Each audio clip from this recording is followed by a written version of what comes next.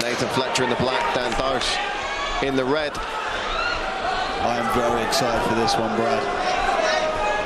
Well, conventional wisdom says this is going to be a great grappling match, but based on previous experience of tonight's card and other events in Manchester, who knows? Yeah, one of the things that we see in MMA very often is when two very, very good grapplers fight, they end up not taking it to the ground at all. I remember, I believe it was Peter Pano and Jeff Monson in UFC way back in the day, for some old school names.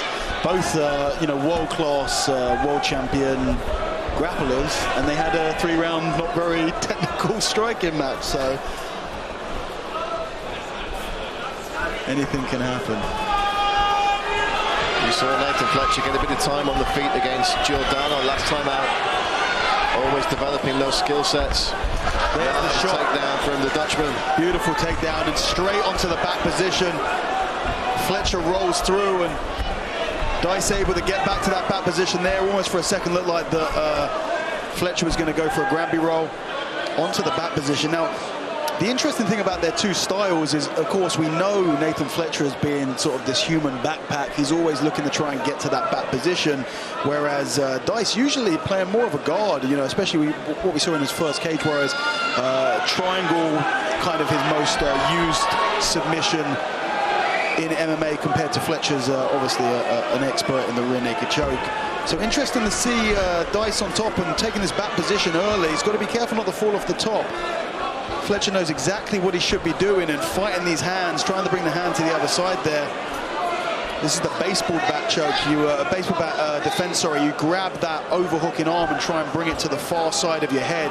Completely shuts down the ability to use it as a submission. Although, if you're standing like this, you could turn it into a guillotine. So, probably not a great idea to actually go for that defense from this exact position.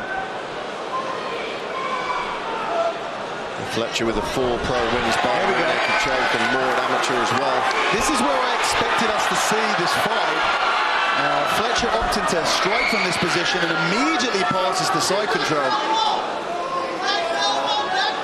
The question here is going to be, how is Duijs going to try and maneuver out? Is he going to try and regain guard? Because, of course, the real risk when you're fighting Nathan Fletcher is trying to get back to the feet or trying to scramble and exposing that back position, because he's on it so quickly and he's so effective at finishing from there.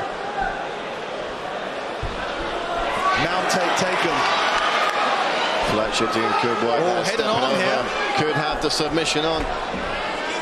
Duijs turning into him there.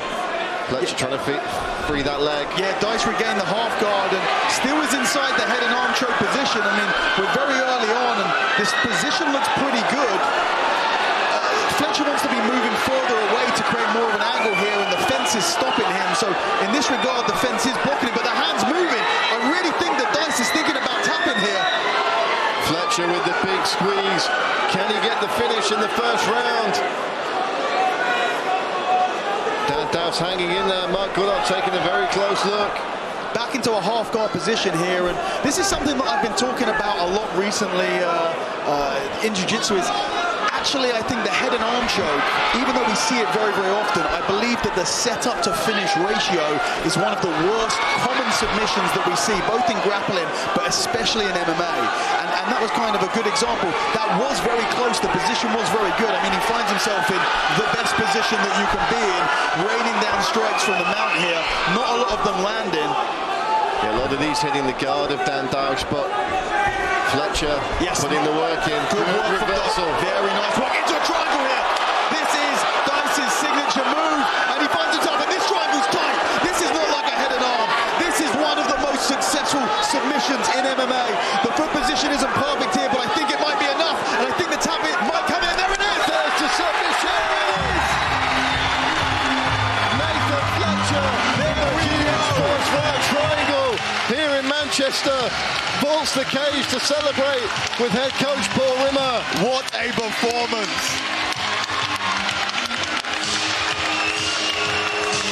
That was beautifully done.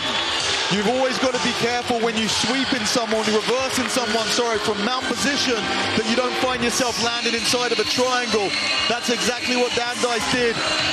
Nathan Fletcher locks it up perfectly, and Duijs has no other option but to tap out.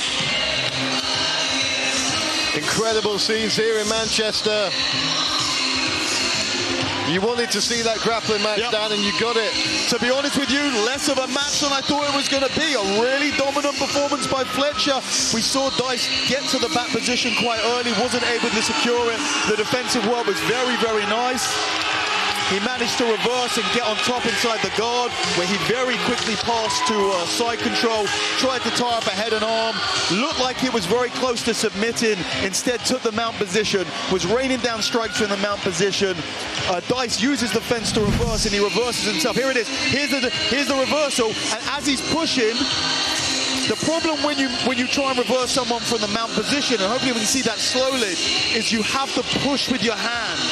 And the guard position and the mount position are the same position, just reversed. They're upside down. So all of the attacks that we have from the guard, we have from mount.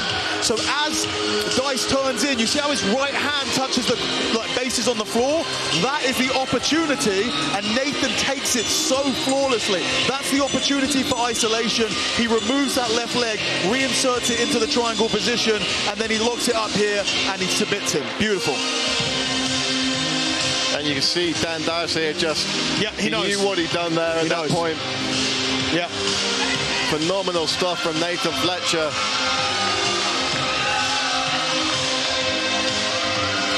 We're going to see the next gen corner now. Paul Rimmer very happy with Fletcher's work. Another big night for Nathan Fletcher here in Manchester. And that Cage Warriors bantamweight title has got to be back within reach.